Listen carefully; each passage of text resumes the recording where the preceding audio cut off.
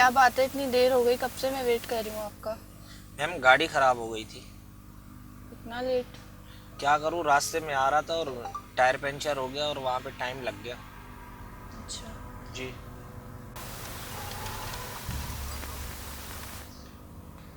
अच्छा ये बताएं कि अब दूसरे पैसेंजर को कहाँ से उठाएंगे आप?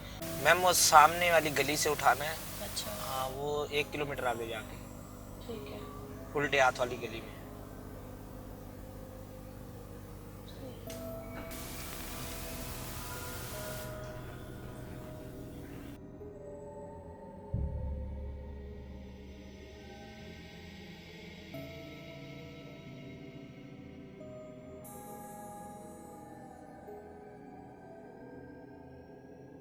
बंद कर गाने।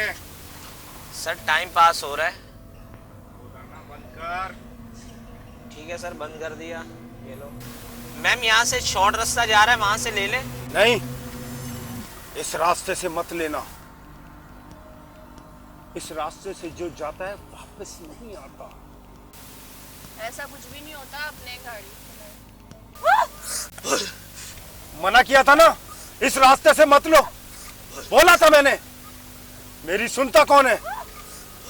अब दरवाजा कोई नहीं खोलेगा, कोई शीशा नहीं खोलेगा, कुछ नहीं होता। चलो जल्दी आगे लो। इसको क्या हुआ लड़की को?